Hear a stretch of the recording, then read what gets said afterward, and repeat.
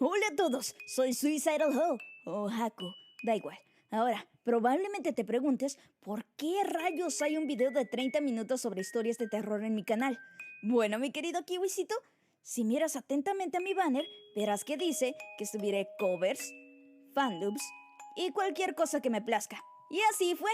No hay más explicaciones. Me gustan las historias de terror, así que vengo a compartirles unas.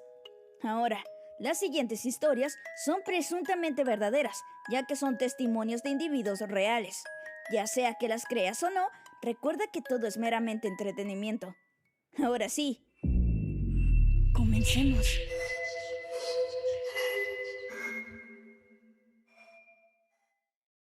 Cuando tenía 15 años tuve mi primera novia.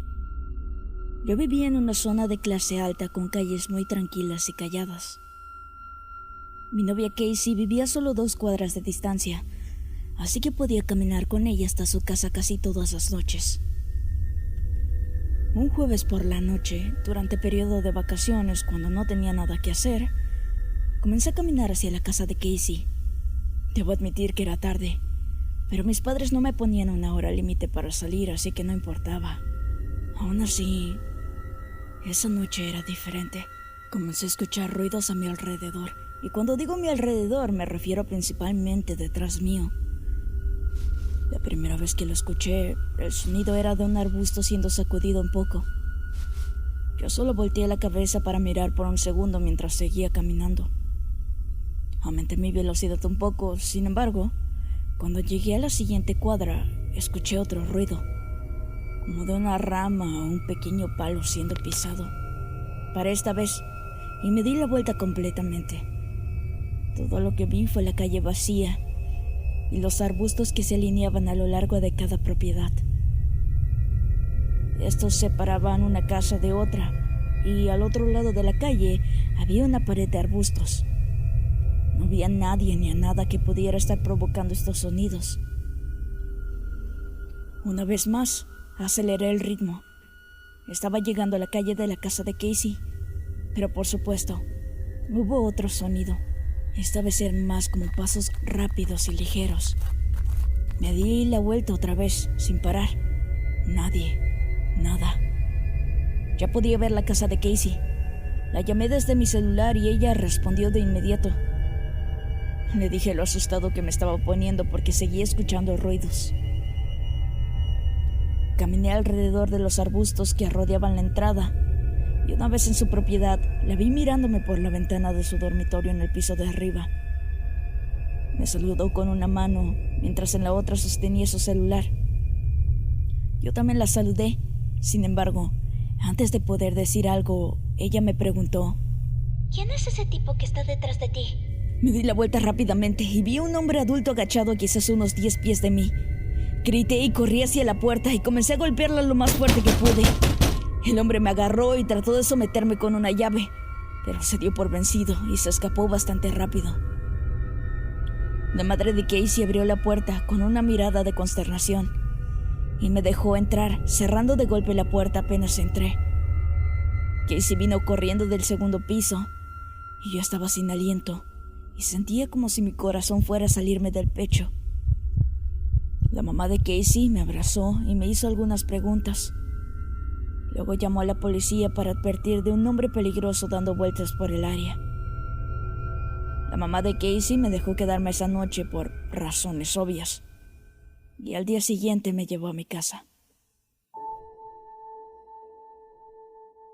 Fue durante una noche muy tormentosa. Todos en mi familia estaban haciendo lo suyo. Yo estaba en mi habitación viendo la televisión, mis padres estaban en la sala viendo un programa de comedia, y mi hermano estaba jugando videojuegos en el piso de arriba. Por lo general, disfrutaba de noches tormentosas como esta, porque me hacían sentir relajado. Y ese día no fue diferente. O al menos eso fue hasta que hubo un monstruoso golpe en mi ventana. Salté y miré afuera. Había alguien afuera de mi ventana, pero la gran cantidad de lluvia que caía por la ventana empañó su rostro. Empezó a golpearla. Sonaba como si estuviera gritando y pidiendo ayuda. Abrí la ventana solo un poco y él gritó: ¡Déjame entrar! Y Estoy herido. La lluvia era tan fuerte que tuve que gritarle que viniera al frente de la casa. Luego cerré la ventana y salí corriendo a la sala de estar para decirle a mi papá que había un hombre que parecía estar angustiado y pidiendo ayuda afuera. En ese mismo momento se escucharon los golpes y gritos afuera de la puerta. Mi papá estaba a punto de abrir, pero lo detuve y le dije que esperara, porque no estaba seguro de si era una buena idea. Entonces sonó el teléfono y en la televisión se mostró el identificador de llamadas. Era nuestro vecino de al lado. Mi papá corrió a contestar y solo lo escuché decir: «No puede ser». Sabía que algo andaba mal. Colgó y dijo que me mantuviera alejado de la puerta. No explicó por qué. Solo se acercó a la ventana para echar un vistazo al porche delantero. Ahí es donde dijo que vio a un tipo agachado golpeando la puerta, sosteniendo una especie de herramienta grande y afilada. Mi papá le gritó a través de la puerta principal al hombre que se fuera antes de que llegara la policía. Luego, de verdad llamó a la policía. Finalmente, el hombre de afuera se rindió y desapareció. Después de que se fue, mi papá me dijo que cuando estaba hablando por teléfono con nuestro vecino, este le dijo que vio a un tipo con aspecto de vagabundo hurgando en nuestro cobertizo y salió con un gran hacha para cortar. La policía encontró al hombre enloquecido deambulando por las calles y apareció en el periódico unos pocos días después. Mi abuelo me contó recientemente una historia. Fue una noche que sacó a su perro a pasear. Solía tener un pequeño Boston Terrier llamado Sherry, al que nombró en honor a un viejo amigo suyo que falleció. Mi abuelo vive como a 2 horas de nosotros en una granja y no pasa mucho allí.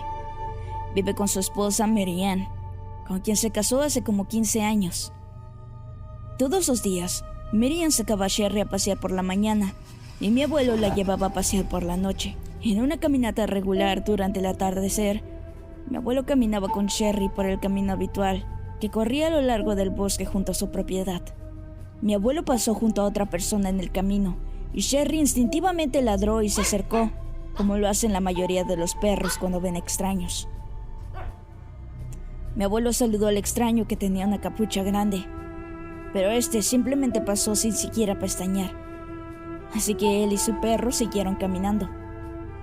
Sherry seguía mirando hacia atrás de vez en cuando y ladrando. Sin embargo, mi abuelo le decía a Sherry que se callara y jalaba la correa para que siguiera caminando. Eventualmente, mi abuelo se daría la vuelta para ver a qué le podría estar ladrando Sherry. Era el extraño que lo pasó unos minutos antes. Los estaba acechando desde atrás de un árbol en la distancia. Mi abuelo decidió acelerar el ritmo lo más rápido que podía para su edad. Siempre llevaba gas pimienta en el bolsillo grande de su abrigo por si acaso. Se estaba acercando a la casa, cuando de repente escuchó crujidos de las hojas en el suelo, a centímetros detrás de él.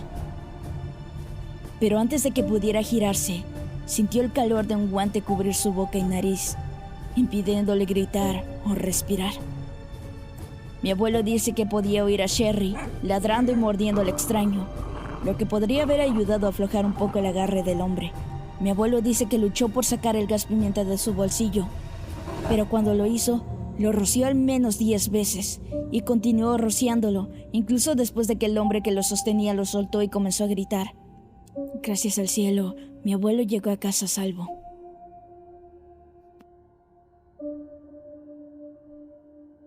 Crecí en California durante los primeros 14 años de mi vida. Nuestro vecindario no era el mejor, principalmente porque era un área en la que se sabía que residían los Crips. En caso de que no sepas, los Crips son miembros de una de las pandillas callejeras más grandes de Los Ángeles. Mi mejor amigo, a quien siempre llamé Stevie D, vivía a 2 casas de mí. Teníamos otros amigos, por supuesto, pero a menudo salíamos solos él y yo.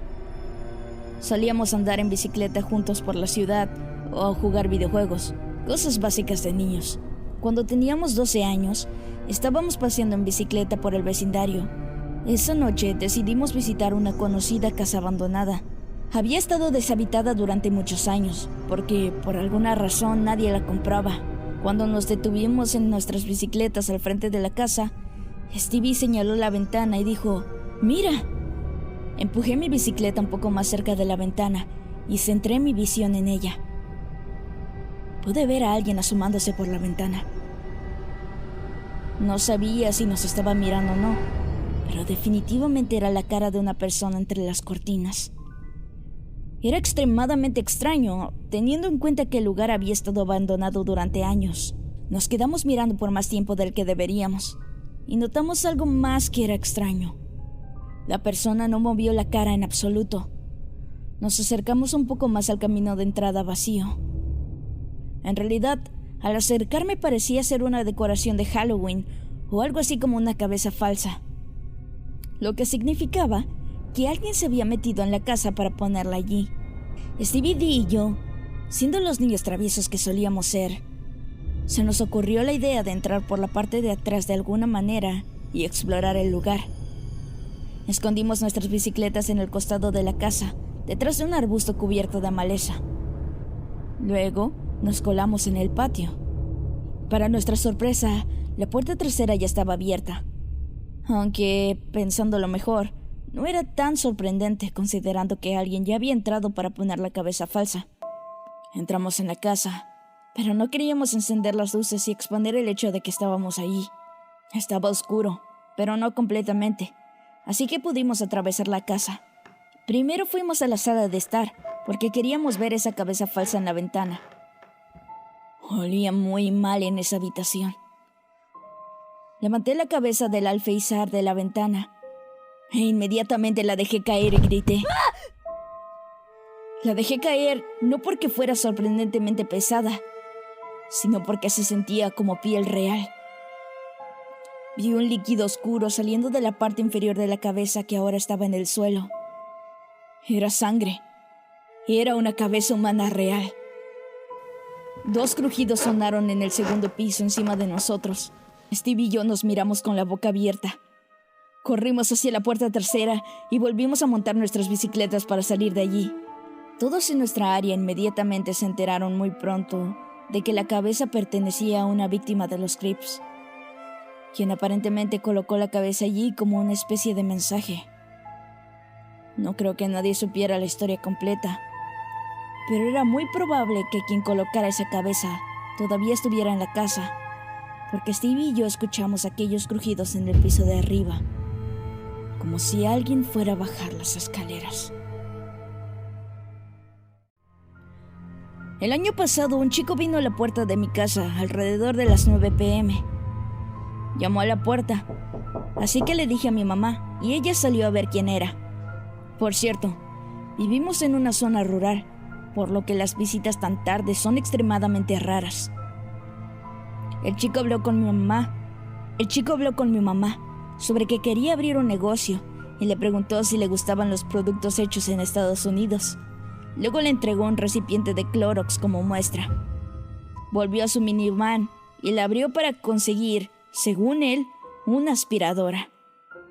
Cuando mi mamá vio a otros 5 hombres sentados adentro, me dijo que corriera a buscar mi celular, ya que no tenemos un teléfono fijo. No pude encontrarlo, así que tomé un cuchillo y me paré a la vuelta de la esquina.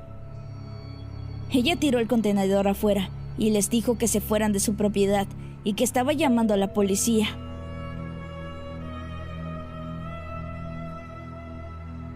Siempre he sido un aficionado a los deportes extremos: montañismo, parasailing, buceo, aunque siempre he sido un ávido esquiador. Iba a esquiar al norte del estado al menos 10 veces por temporada, a veces con amigos, a veces solo. Mi amigo, a quien llamaré Q, aceptó venir al norte del estado e ir a acampar conmigo para que pudiéramos hacer un poco de esquí de travesía, que es básicamente esquiar en marcas o áreas patrulladas fuera de los límites de una estación de esquí. Fue un viaje de 3 horas, luego una buena cantidad de todoterreno para llegar a donde estaban las colinas. Estacioné mi camioneta en la parte inferior de un área de aspecto decente llena de colinas, pero también me detuve allí porque realmente no podía conducir mucho más debido a que había demasiados árboles. Q y yo procedimos a descargar la parte trasera de mi camión de todas nuestras cosas, incluido el equipo de esquí y el equipo de campamento. Luego caminamos alrededor de un cuarto de milla, lo cual fue una cantidad increíble de trabajo. ya que llevábamos muchas cosas. Encontramos un lugar perfecto para montar el campamento, justo al pie de una colina. Y después de una pequeña limpieza entre los árboles, armamos la carpa y descargamos nuestros sacos de dormir y equipo. Cuando todo estuvo hecho, comenzamos nuestra caminata cuesta arriba para explorar el área. Hicimos una buena cantidad de caminata, pero también pudimos esquiar mucho. Q y yo nos separamos mientras esquiábamos por una colina más grande. Asumí que me encontraría con él en la parte inferior, o simplemente lo encontraría eventualmente. Revisé el walkie-talkie solo para ver si me respondía, pero no lo hizo, lo que significaba que probablemente todavía iba cuesta abajo. En algún momento, mientras caminaba con mis esquís al pie de la colina, me encontré con alguien, otro esquiador. Sonaba muy amigable y me preguntaba dónde estaban las mejores colinas y si estábamos acampando y tal. Tenía sus esquís atados a su mochila naranja. Señalé la colina que acababa de esquiar y también señalé en la dirección en que establecimos el campamento. Dijo que él y su esposa estaban tratando de encontrar un buen lugar para instalar un campamento cerca de otras personas, y me preguntó si podía llevarlo a mi campamento. Aunque realmente yo no quería regresar todo el camino, sentí que tenía que ser un buen samaritano y ayudar a este hombre y a su esposa.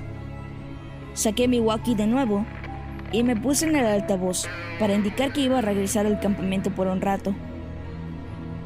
Comencé a guiar al hombre que estaba detrás de mí cuando, de repente, comencé a recibir algo de estática desde el otro extremo del walkie.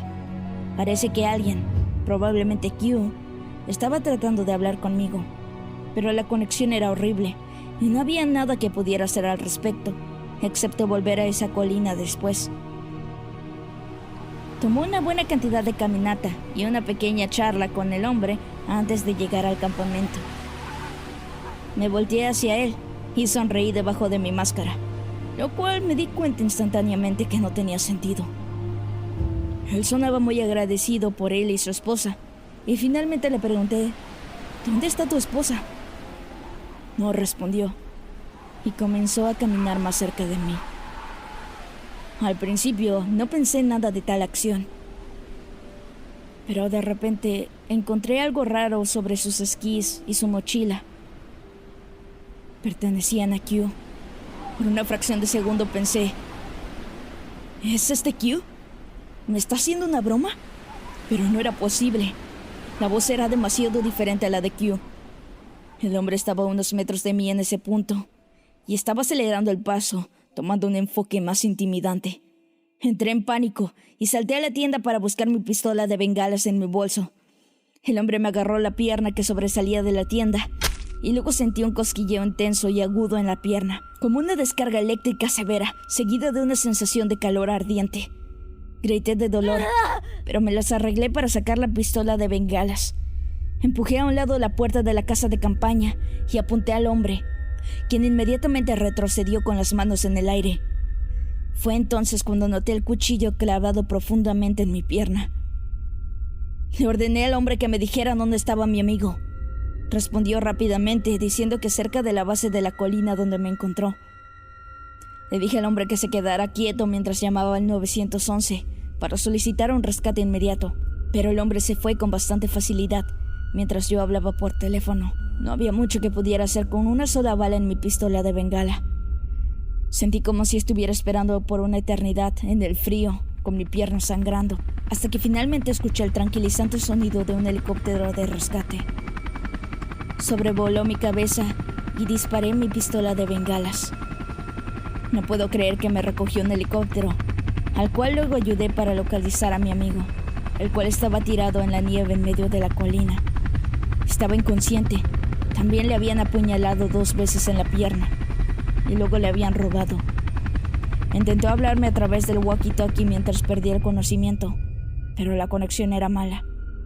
Ambos terminamos yendo al hospital, pero salimos vivos.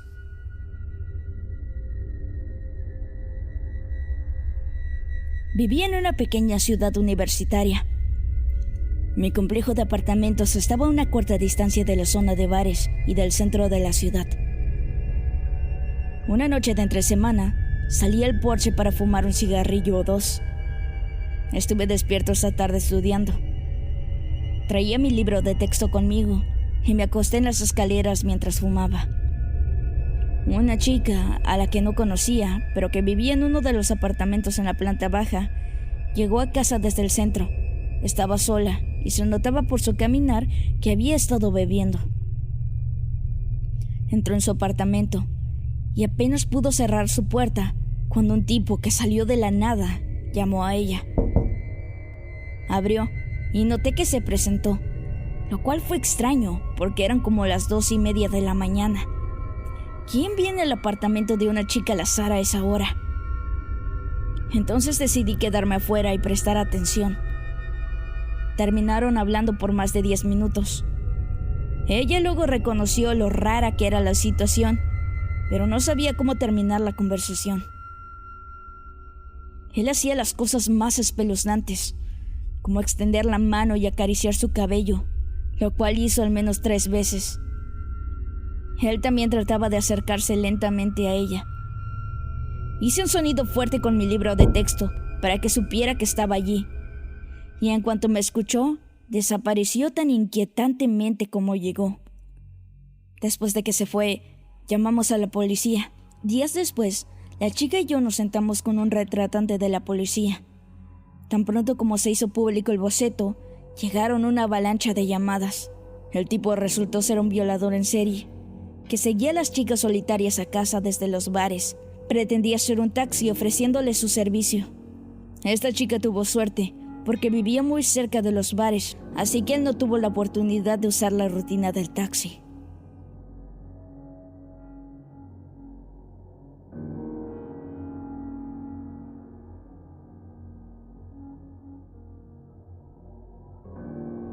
Antes de empezar, me gustaría decir que antes de que ocurrieran los siguientes eventos, realmente no creía en los fantasmas. Cuando tenía unos 12 años, mi padre se mudó a un apartamento en el sótano que alquiló durante unos 2 años antes de mudarnos. Durante los primeros meses todo fue normal, sin sucesos fuera de lo común. Una noche, mi papá y yo decidimos irnos a la cama.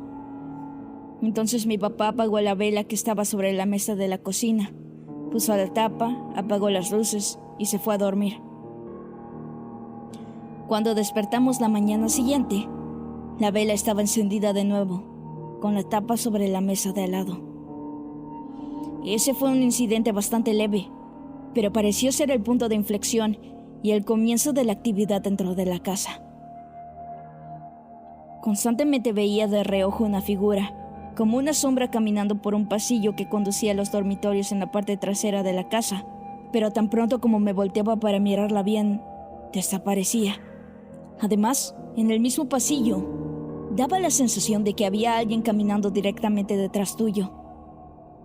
Una noche, mi papá y su novia estaban sentados en la sala de estar, cuando comenzaron a escuchar lo que luego describieron como un siseo, proveniente del dormitorio de atrás, el cual parecía tener la mayor actividad. En otras ocasiones, se podía escuchar el sonido de alguien silbando, proveniendo de la misma zona. La novia de mi papá y yo vimos los pomos de la puerta girar, abrirse y luego cerrar de golpe, justo frente a nosotros también. No supe hasta mucho después que, una vez, mientras yo estaba fuera de casa, la novia de mi papá estaba acostada en la cama, cuando los cajones de la mesita de noche comenzaron a abrirse y cerrarse violentamente directamente a su lado. En otra ocasión, durante la noche estaba durmiendo en la habitación de mi padre, porque tenía mucho miedo de estar solo en mi habitación. Cuando de repente me desperté sintiéndome como si alguien más estuviera controlándome. Estaba muy enojado y lloraba histéricamente. Simplemente no sentía que era yo. Ese sentimiento solo desapareció cuando mi papá me sacó de la casa para reconfortarme unos 30 minutos después de despertar. Después de que eso sucedió, mi papá decidió que nos mudáramos, porque ya no nos sentíamos seguros. De todos modos, estas son solo algunas de las experiencias de la época en que viví en esa casa. Estoy seguro de que habrá muchas personas que tratarán de justificar todo lo que pasaba en esa casa, pero yo sé lo que viví.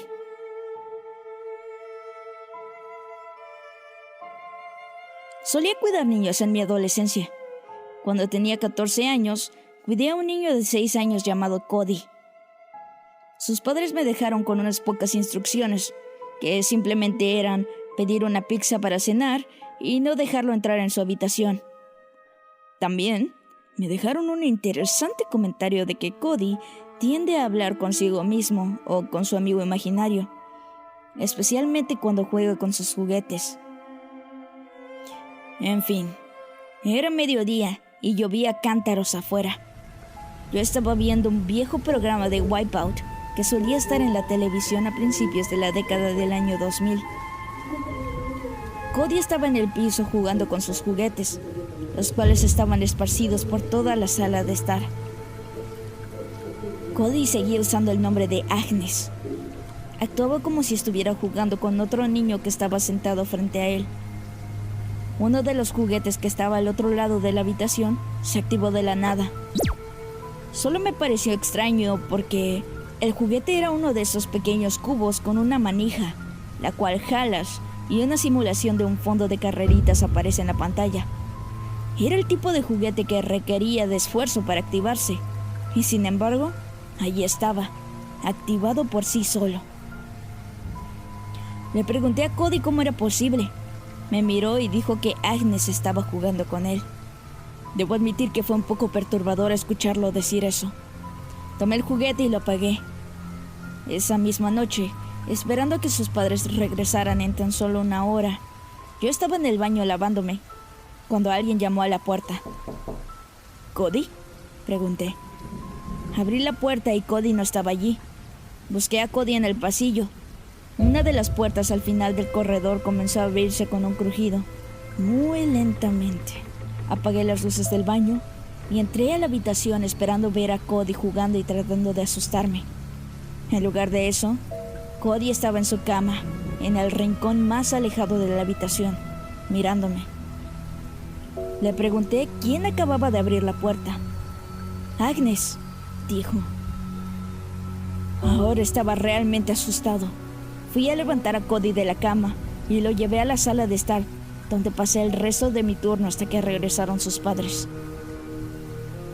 No mencioné ninguna de las cosas raras que sucedieron, pero cuando me llamaron para cuidar a Cody de nuevo, no les respondí. Una noche, cuando era un niño pequeño, estaba en la sala viendo mi caricatura favorita.